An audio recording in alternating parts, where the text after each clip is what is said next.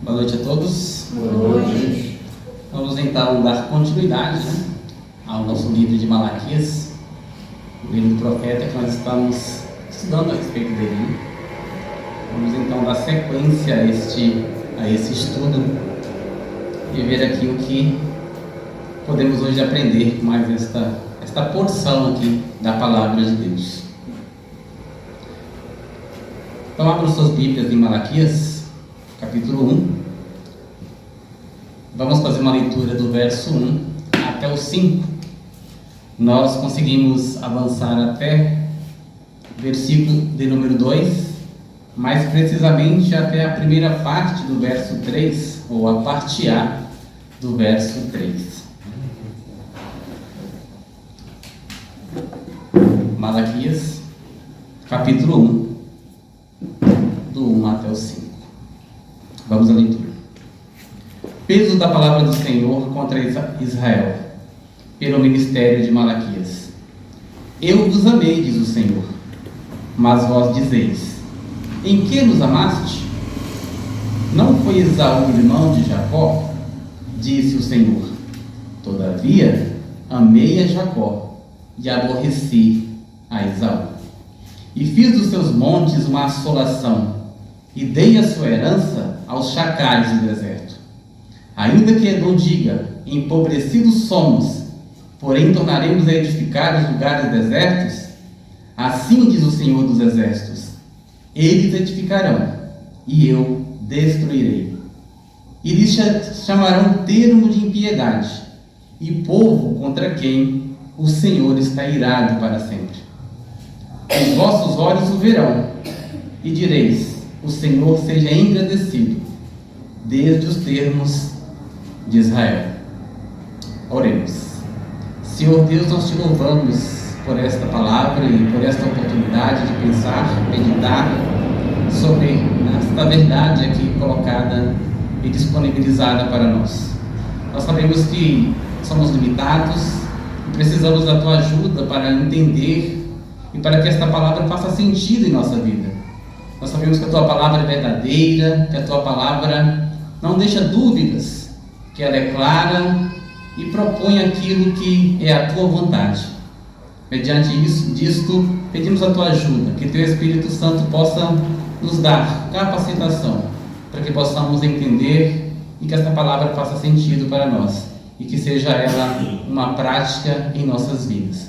Nós oramos em nome de Jesus. Amém.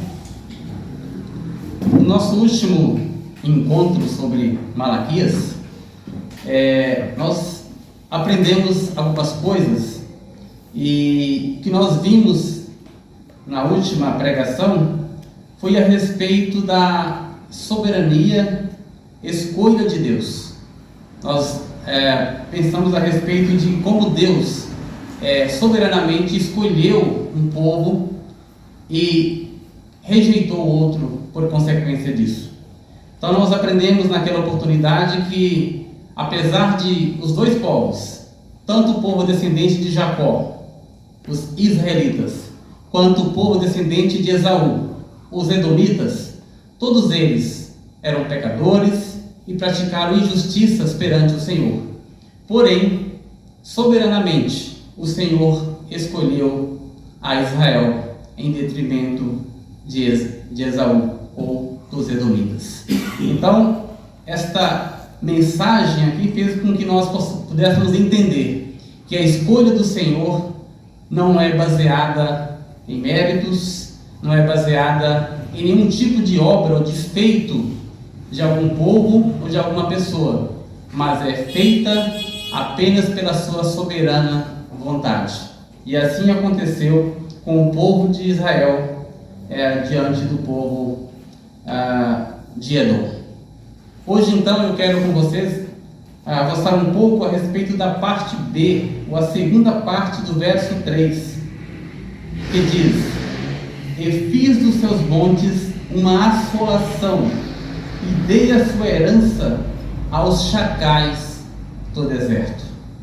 Então, depois do Senhor dizer: todavia amei a Jacó e aborreci a Esaú, ele diz: e fiz dos seus montes referindo-se aos edomitas, e uma assolação, e dei a sua herança aos chacais do deserto.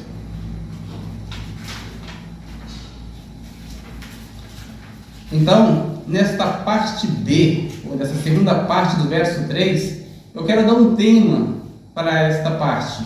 O tema que eu aqui coloquei é o seguinte: a escolha soberana do Senhor não prova apenas sua misericórdia para com seus escolhidos, mas também sua ira santa e justa contra os seus inimigos. A escolha soberana do Senhor não prova apenas sua misericórdia para com seus escolhidos, mas também sua ira santa e justa contra os seus inimigos. O Senhor disse a respeito dos edomitas: transformei suas montanhas em terra devastada, e as terras de sua herança em morada de chacais no deserto. Aqui nós percebemos então um segundo resultado, ou um segundo aspecto da eleição. O primeiro aspecto da eleição é a misericórdia do Senhor, quando Ele escolhe um povo soberanamente e apenas baseado na sua misericórdia e na sua graça. Este é o primeiro aspecto da eleição. E o segundo aspecto da eleição é quando o Senhor expressa a sua ira santa e justa, e soberanamente Ele condena aqueles que foram reprovados. Então temos dois aspectos da eleição. Primeiro, a manifestação da misericórdia do Senhor escolhendo um povo. E temos o segundo aspecto, ou o segundo resultado, a segunda implicação, que é quando o Senhor reprova os seus inimigos e os castiga e os condena para sempre. E é interessante nós notarmos aqui um detalhe importante nesta mensagem aqui do profeta Malaquias, que ele usa uma figura de linguagem muito interessante. Ele usa aqui a figura dos chacais para ilustrar a sua mensagem, para tornar mais clara a sua fala. E esta expressão, chacais do deserto, ela tinha uma simbologia muito importante, porque nós podemos perceber que muitos profetas do Antigo Testamento fazem uso desta mesma expressão, chacais do deserto. Por isso cabe aqui uma atenção nossa a respeito desta expressão. Por que o profeta Malaquias referiu-se à condenação contra os edomitas, dizendo que as terras deles seriam transformadas em moradas de chacais no deserto? Então, o que pensamos inicialmente? Quem são os chacais? Esses animais representam o quê? Como que eles vivem? O que eles significam? Então aqui nós vamos ver que os chacais fazem parte da tribo canine. Dessa mesma tribo vêm os cachorros, os cães. Dessa mesma tribo vêm os lobos, vêm as raposas e outros animais. Os hábitos alimentares dos chacais são pequenos mamíferos que eles mesmos caçam, mas também eles se alimentam de restos de animais mortos que são caçados por outros animais maiores, porque os chacais são animais relativamente pequenos, como os cachorros.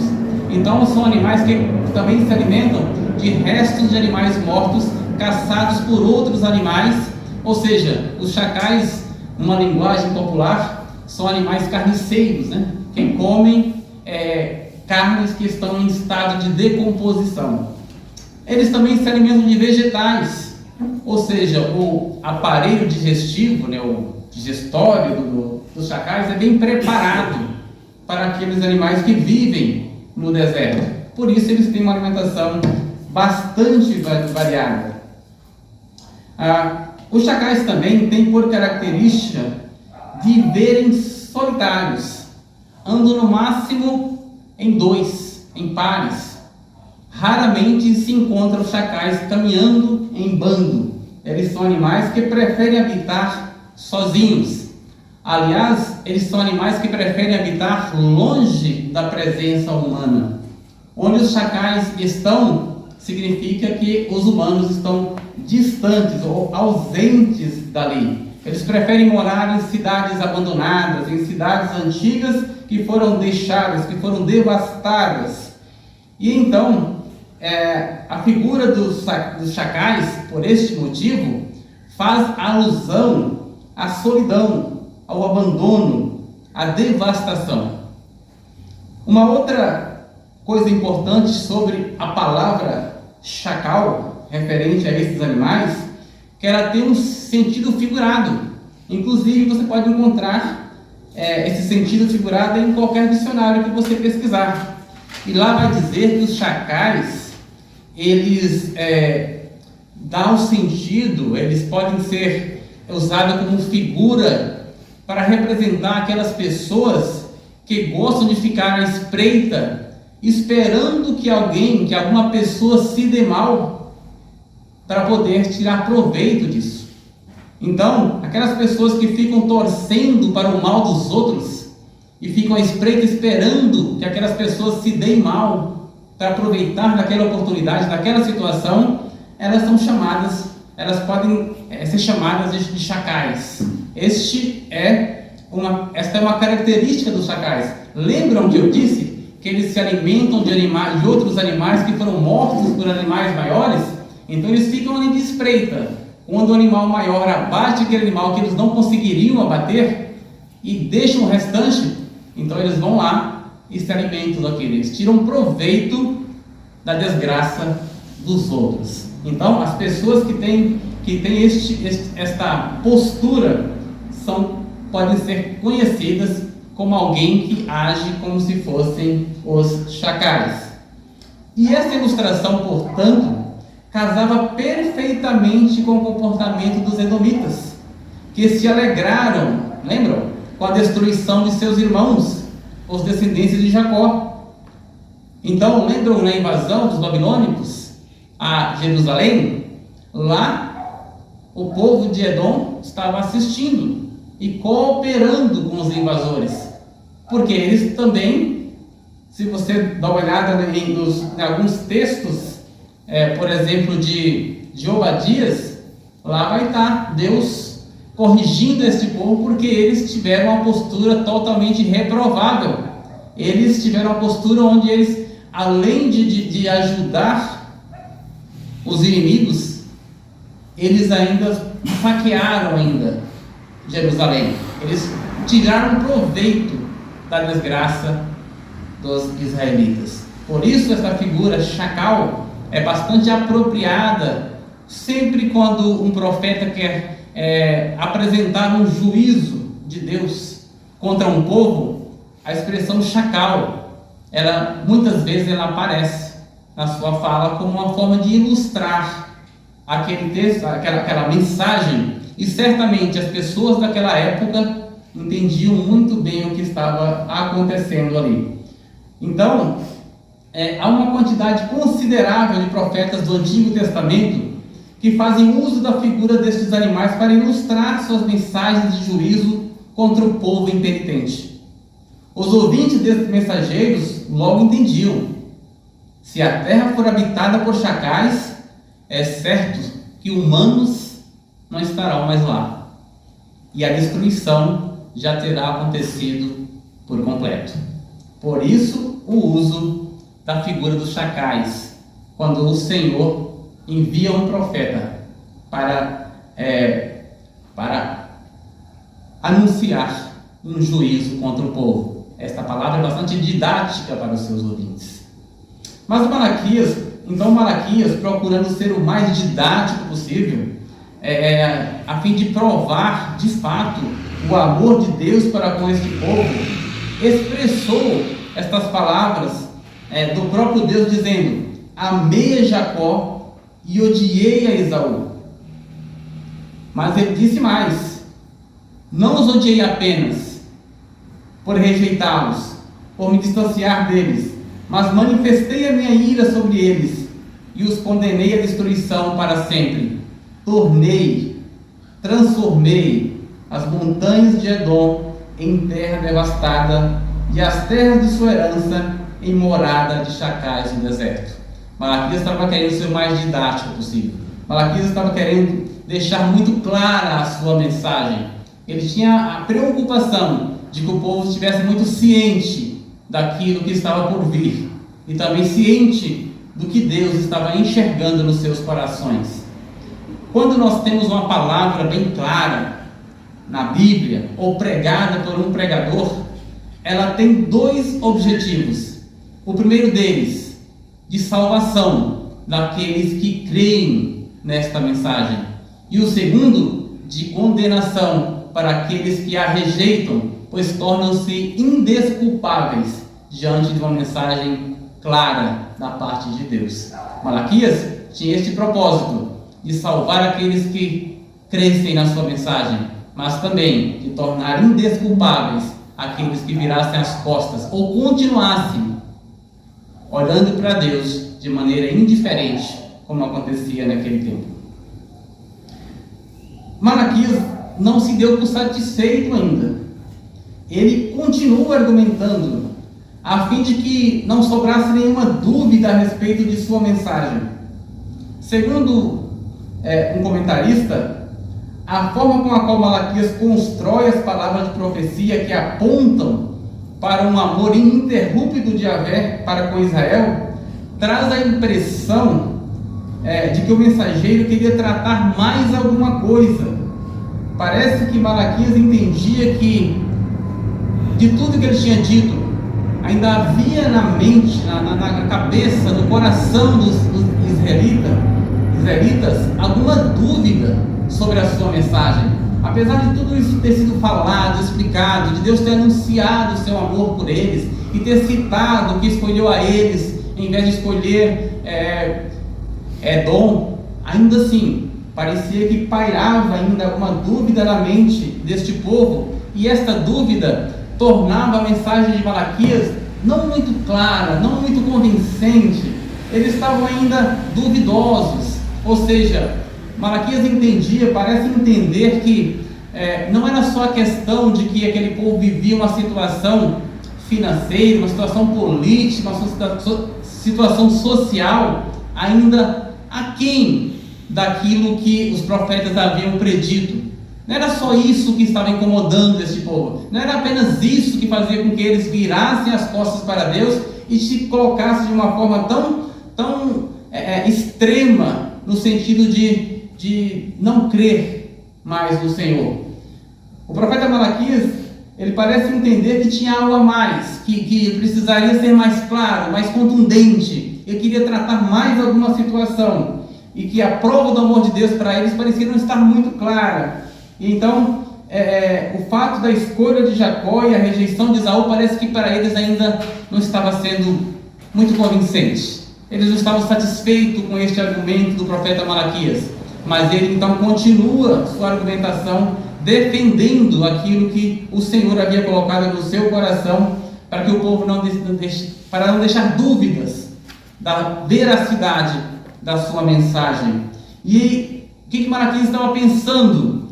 Ele entendia que aquele povo, por sua rebeldia diante do Senhor, estava ainda considerando o fato de que, quando Israel foi invadido pelos babilônicos, por que Deus não os livrou? Se Deus de fato é aquele Deus que os ama, que sempre os amou, por que Deus permitiu aquela situação? Porque o Senhor permitiu que eles fossem humilhados, fossem derrotados, fossem destruídos pelo seu inimigo, e o Senhor não fez nada. Se realmente o Senhor nos ama, por que permitiu tamanha desgraça sobre nós? Então, por que isso faz sentido aqui? Exatamente pela construção que Malaquias faz, quando ele vai dizer que o Senhor transformou as terras de Edom em deserto, em morada de chacais. Por que isso faz sentido? É porque quando Malaquias faz isso, ele está usando expressões muito parecidas ou idênticas algumas vezes com o que Jeremias disse 200 anos atrás, referindo-se ao juízo de Deus contra Israel. Malaquias está tratando deste assunto porque ele tinha em mente, possivelmente tinha em mente, que os israelitas estavam olhando para trás e questionando não apenas a situação atual, mas a situação anterior que os levou a estar ali, reduzidos e ainda dominados pelos inimigos, por um povo que era estranho a eles. Então, o possível questionamento de Israel poderia ser o seguinte: como que o Senhor permitiu que eles sofressem a devastação total de seu país em 587 a.C. por Nabucodonosor? Enquanto isso, Edom, ou os descendentes de Esaú, permaneceu intacto e parecia até mesmo se beneficiar com a destruição de Israel, ou seja, de Jacó. Porque os edomitas nesta feita não apenas se alegraram com a ruína de seus irmãos israelitas, mas também ajudaram efetivamente os invasores babilônicos, agindo como informantes, ajudaram a que aquela invasão se tornasse ainda mais cruel. Eles impediam de fugir aqueles que tentavam sair por algumas rotas de fuga, conforme nós já lemos em outra oportunidade, em Ezequiel 35:15, Salmo 13:7 também fala desta situação que envolveu os edomitas. Mas nós já lemos isso no início, os irmãos podem depois reler para a gente ganhar tempo, mas já tratamos deste assunto, que o povo de Edom se posicionou a favor dos inimigos quando da invasão babilônica. Então, a pergunta que às vezes poderia permear ainda o coração dos israelitas é: se o Senhor nos ama de verdade e sempre nos amou, como está dizendo, por que então este mal nos sobreveio de maneira tão dura e cruel? Então, Malaquias tratava com esta possibilidade. E então, talvez seja esta a razão da pergunta: como tem nos amado? Como tem nos amado, Senhor? Se antes permitiu que toda aquela desgraça nos sobreviesse. Se o Senhor não nos livrou naquele momento terrível e ainda permitiu que este povo que o Senhor agora diz que rejeita, nos tratasse com hostilidade extrema, nos entregando nas mãos dos nossos adversários, como podes agora dizer que sempre nos amou? Então, a mensagem de Malaquias poderia estar sendo colocada em xeque, porque não era apenas a situação atual, mas a situação que originou todo aquele estado de depressão e de revolta daquele povo contra o Senhor. Então, existe essa especulação a respeito das motivações que levaram os israelitas a este ponto de tão extrema rebeldia e insensatez ao serem incapazes de tratar o Senhor com indiferença. Então, Malaquias, ele reage a esse questionamento implícito nos corações dos israelitas, citando Jeremias 9:11, que escreveu 200 anos antes de Malaquias. O que Jeremias 9:11 escreveu? Os irmãos podem abrir em Jeremias capítulo 9, verso 11.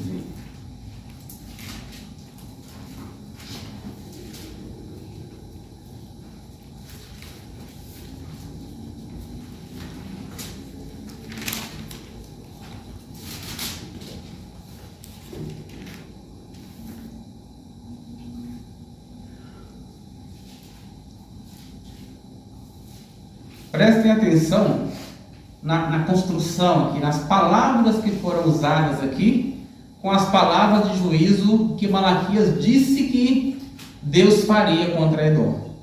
Todos acharam? Jeremias 9:11. E farei de Jerusalém montões de pedras, morada de chacais, e das cidades de Judá farei assolação, de sorte que não haja habitante. Percebam como que a colocação, as palavras, os termos, são os mesmos termos que ele usa. Então aqui é um juízo de Deus contra Israel, por causa do seu pecado. E depois ele disse do juízo de Deus contra Edom, também por causa do seu pecado. Então, ao escrever desta forma, Malaquias está dizendo que aquilo que ele escreveu sobre, aquilo que Jeremias escreveu a respeito de Israel, se cumpriu. Desta mesma forma que Israel não escapou do juízo do Senhor, também Edom não escapará deste juízo. E por este motivo, então, Malaquias está tapando a boca dos rebeldes. Está dizendo, olha, da mesma forma que o Senhor tratou com o pecado dos edomitas, e agora vai com os pecados de Israel, agora certamente ele tratará dos pecados dos edomitas.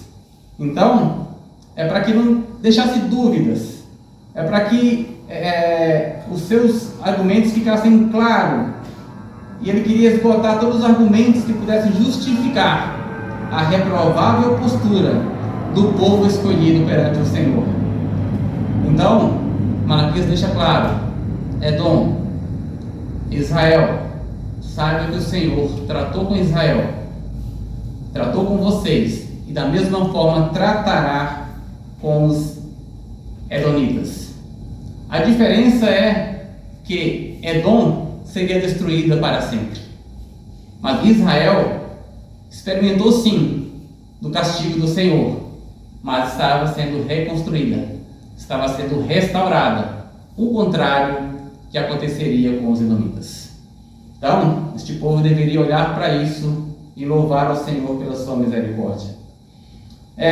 Entre 550 a 400 a.C., dizem os comentaristas que parece que Edom experimentou esse juízo de Deus através da intervenção dos árabes nabateus, que gradualmente forçaram os edomitas a abandonarem a terra natal e fazendo com que eles fixassem uma outra área, mas aquele local onde eles estavam antes foi gradativamente abandonados.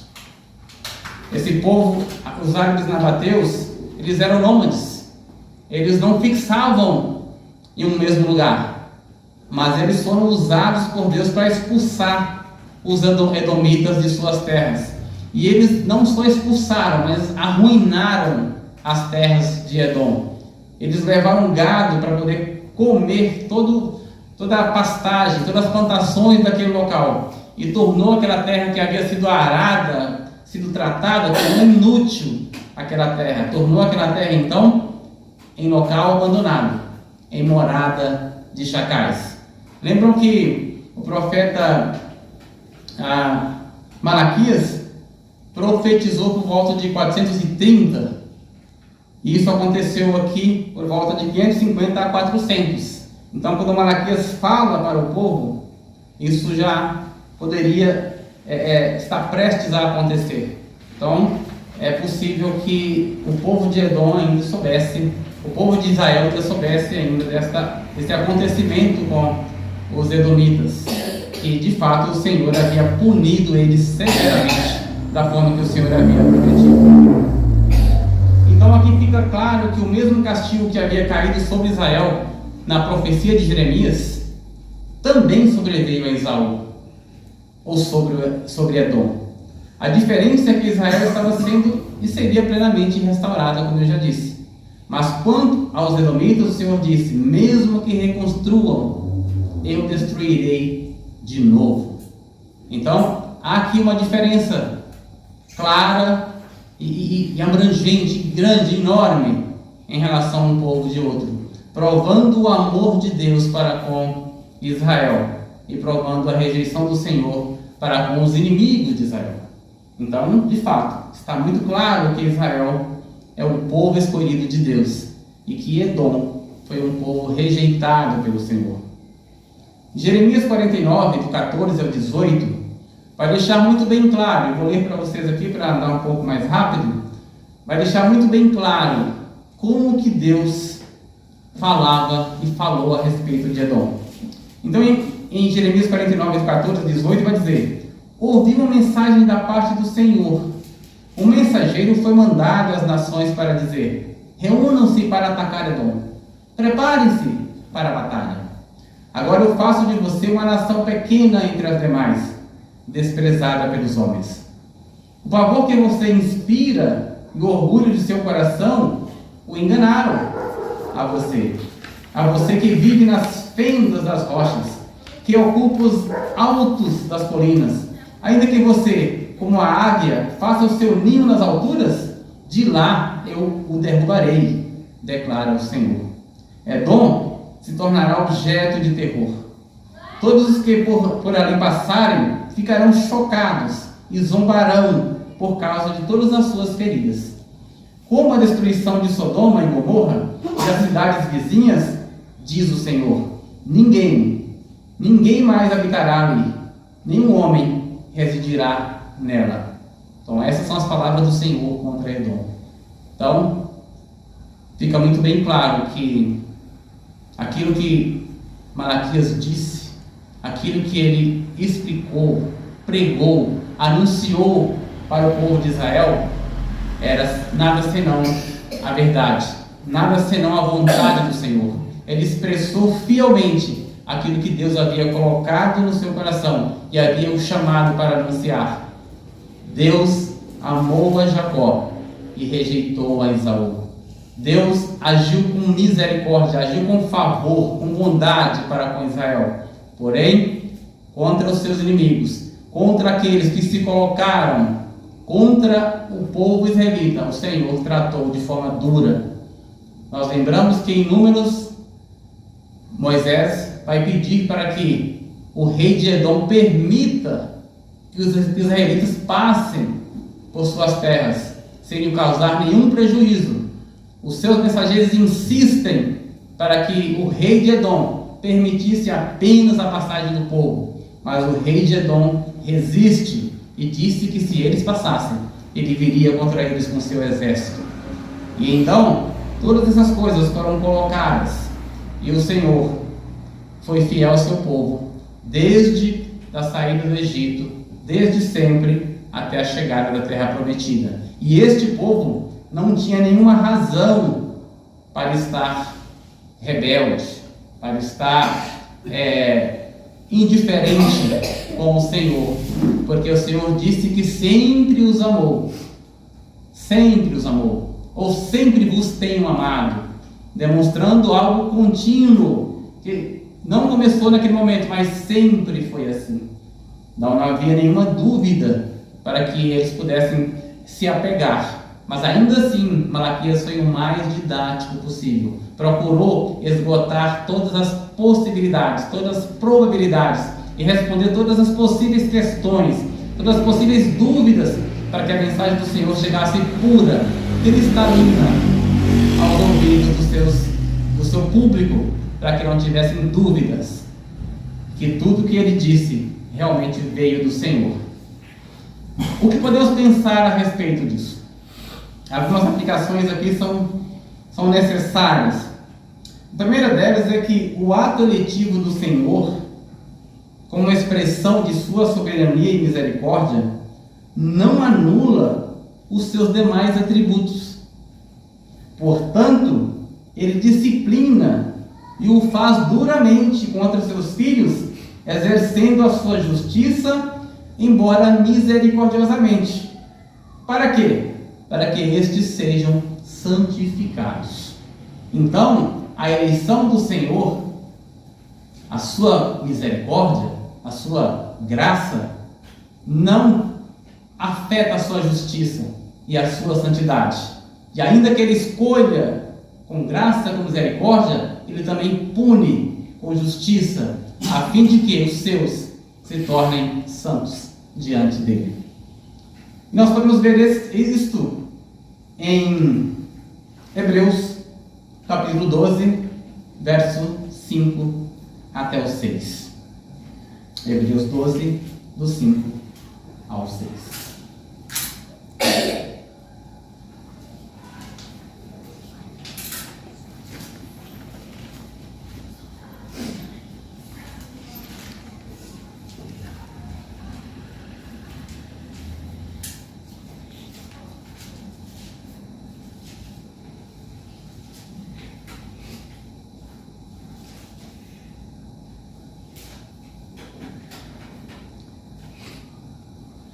texto diz o seguinte: e já vos esqueceste da exortação que argumenta convosco como filhos? Filho meu, não desprezes a correção do Senhor, e não desmaies quando por ele fores repreendido. Porque o Senhor corrige o que ama, e açoita a qualquer que recebe por filho. Eis aqui a manifestação de Deus referente aos filhos que ele ama. Amor, porque escolheu. Filhos, isto é uma expressão da bondade de Deus, nos tornou seus filhos. Entretanto, ele disciplina todos que amam, para que eles se tornem mais parecidos com Cristo. Isso é importante a gente lembrar. O texto vai seguir dizendo que aqueles que são exortados, que são açoitados, devem aceitar essa disciplina, porque aqueles que ele assim faz é porque são filhos, e aqueles que ele não faz, se ele não o fizesse, por exemplo, é porque seriam bastardos. Então, se somos filhos, precisamos aceitar de bom grado a repreensão do Senhor. Uma segunda aplicação aqui, para a gente poder finalizar, é que o ato de reprovação do Senhor também é soberano e não há nenhum esforço humano capaz de revogá-lo. Assim como o Senhor, seus decretos também são eternos. De nada adianta a gente querer debater com isso. Aquilo que Deus decretou que assim fosse, assim será, porque Ele é eterno, assim como os seus decretos. Aquilo que o Senhor decretou há de se cumprir, e não há ninguém que possa mudar. Então, questionar isso não é uma atitude inteligente. Nós devemos aceitar o que o Senhor faz. Aliás, tudo que Ele fez e faz é sempre o melhor. E depois, a terceira aplicação aqui para nós pensarmos é que aqueles a quem Deus escolheu devem expressar profunda gratidão por tão grande salvação. Quem reconhece isso de maneira verdadeira não atribui a Deus a culpa pelas suas próprias frustrações, mas as considera uma oportunidade para crescimento e amadurecimento espiritual. Nós lembramos que os israelitas estavam culpando a Deus por sua situação. Eles estavam insatisfeitos com o Senhor, porque os seus desejos não estavam sendo cumpridos. Eles queriam favores materiais, condições sociais e políticas melhores, mas eles esqueceram que o Senhor havia os escolhido, o livramento maior que Deus havia os dado de não destruí-los para sempre. Mas estavam focados apenas numa questão. Eles estavam insatisfeitos porque aquilo que estava no coração deles, de forma pecaminosa, não estava sendo cumprido por Deus. Então, aquele que Deus escolheu deve expressar profunda gratidão e não atribuir a Deus culpa por suas frustrações, porque elas sempre são resultado das nossas más escolhas. Mas ao contrário disso, devemos considerar esse momento de frustrações, de dificuldades, de adversidades, como uma oportunidade para um crescimento espiritual, para um amadurecimento, para uma aproximação mais do Senhor. Paulo bem escreveu, dizendo, estou aqui parafraseando, não devemos superestimar as provações, mas inclusive considerá-las insignificantes diante da glória que há de ser revelada, e louvar a Deus incessantemente pela dádiva eterna da salvação que recebemos em Cristo Jesus. Então, este é o papel, ou esta é a postura correta dos filhos de Deus. Isto é aquilo que é próprio de nós, a quem Deus escolheu. É louvar a Deus pelo aquilo que Ele já fez. É sermos gratos a Deus por tudo que já recebemos dEle. É estarmos satisfeitos em Cristo. Estarmos satisfeitos nele, apesar de outras coisas que nos acometem. Isso deve ser subestimado diante de toda a glória que há de ser revelada quando Cristo se manifestar e nós nos tornarmos assim como Ele, de forma plena. Então, o nosso olhar não pode estar apenas aqui, no ambiente terreno e passageiro. Nós devemos chegar um pouco mais na frente, enxergar o que virá, e de fato virá. E assim nós podemos prosseguir com a nossa fé, com a nossa esperança, com o nosso ânimo e com a nossa gratidão ao Senhor, porque Ele já fez por nós muito e muito mais do que aquilo que nós merecíamos. Então, diferente do povo israelita, que sejamos nós não indiferentes ou rebeldes contra Deus, mas gratos, mas sempre gratos e sempre tendo em mente tudo aquilo que Ele tem feito por nós. E, olhando para trás, quem nós éramos antes e quem nós somos agora em Cristo. Então, isso é suficiente para que nós possamos continuar caminhando e louvando a Deus pelo caminho até o grande dia. Que o Senhor nos ajude, que o Senhor nos abençoe, para que nós possamos sempre ser gratos a Deus e satisfeitos nele. Oremos. Senhor Deus, te louvamos diante desta palavra e que Teu Espírito Santo nos ajude a revivê-la, não apenas na nossa mente, mas nas nossas práticas. Que a nossa vida de fato seja uma vida permeada pelos ensinamentos de Cristo, e que Ele seja a nossa direção, e que o Espírito Santo seja nosso mestre, e que nós possamos vivermos em conformidade com a palavra de Deus. Que as nossas vidas não sejam vidas que manifestem, que demonstrem outras coisas, ou outro comportamento, outra postura a não ser aquele comportamento que louva a Deus. Nós precisamos lembrar sempre que tudo que fizermos é preciso que seja para a glória de Deus. Nós devemos viver como filhos que somos. As nossas atitudes devem ser coerentes a isso.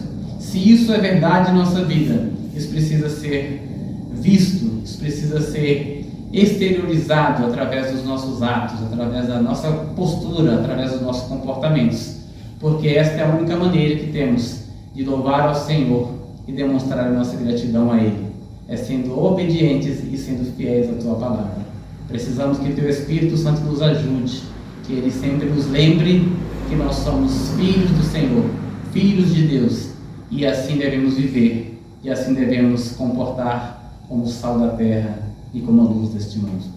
Te agradeço, ó Deus, por tudo, e peço ao Senhor que nos conceda uma noite abençoada e nos guarde de todo mal. Em nome de Jesus. Amém.